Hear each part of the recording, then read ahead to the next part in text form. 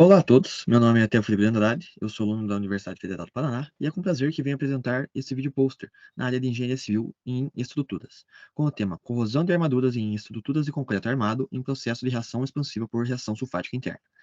A reação sulfática interna é um dos principais processos de expansão geradores de fissuras em estruturas de concreto armado, possuindo relatos em obras de vários países, como Brasil, Espanha e Canadá. Esse artigo visava buscar uma possível correlação entre a umidade de concreto e as consequências da reação sulfática interna no desenvolvimento da corrosão. Nesse estudo foram monitoradas 12 lajes de concreto armado de 25 por 25 por 7 centímetros, contaminados por pirita. Vale comentar que essas lajes possuem 8 anos de idade e que durante 1.370 dias foram submetidas a uma condição de aceleração do mecanismo de corrosão. A condição em questão tem como base fatores relatados no meio técnico para a ocorrência do ataque, garantindo umidade e oxigênio para a oxidação do material contaminante. O trabalho experimental teve duração de 4 semanas e incluiu a realização de testes em 2 estágios de umidade. Medições foram realizadas no estado saturado e em outro estado de umidade, após 24 horas de secagem ao ar em uma câmara seca. Resumindo o processo de moldagem utilizado em Caprado 2019, foi utilizado um composto do cimento CP5 de alta resistência inicial e cinza volante. A mistura buscava se aproximar do cimento CP4, pelo seu constante uso em usinas e barragens. O cimento CP4 não foi utilizado diretamente por não se saber o teor exato de pozolano presente. Considerando que não existe contaminação natural pelo íon sulfeto, parte da massa do agregado miúdo foi substituída por pirita, utilizando volume em consideração por se tratar de materiais com densidades diferentes. Os teores de contaminação tiveram como referência as normas da Associação Americana de Concreto e a Associação Francesa de Normalização, que delimita os teores máximos de trióxido de enxofre em estruturas de concreto, sendo 0,5% e 1%. Também foi adotado um teor de 5% para análise de resultados mais críticos.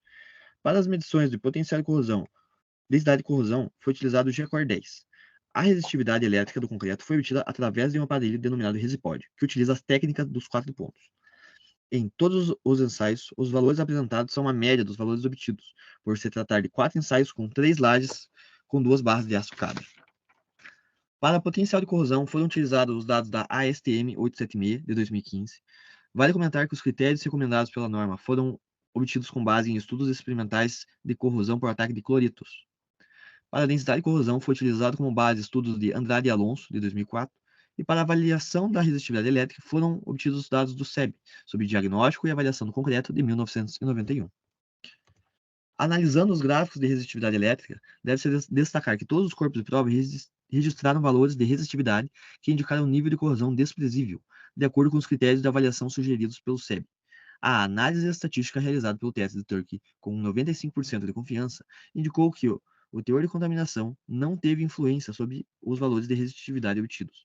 Também é possível observar no gráfico que houve uma influência significativa da variação da umidade. Quanto menor o teor de umidade, maior o valor da resistividade elétrica do concreto. Este fato leva a concluir que a resistividade elétrica do concreto é um parâmetro estreitamente relacionado com o teor de umidade do material, assim como apontado por outros autores em Gonzalez, de 1996. Para o potencial de corrosão, o gráfico mostra a variação do potencial de corrosão em função da variação da umidade para diversos teores de contaminação por pirita. Pode-se observar que os valores de potencial de corrosão mais eletronegativos foram registrados em estado saturado.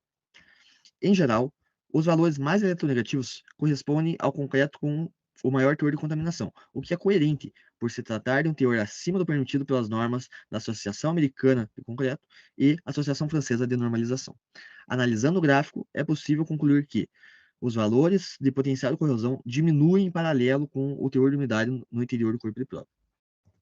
Os ensaios de densidade de corrente de corrosão apresentaram resultados semelhantes em todas as séries, apresentando correlação baixa com a variação do teor de umidade. Portanto, é possível concluir que a variação da umidade não afetou os valores de densidade de corrosão. Como é possível observar no gráfico, a densidade de corrosão de corrente das 4 séries é menor do que 0,1 microampere por centímetro quadrado, o que indica que um nível de corrosão é desprezível de acordo com os limites propostos pelos autores Andrade e Alonso, 2004, e Goni, de 1990. Muito obrigado pela atenção de todos. Essa foi a minha apresentação.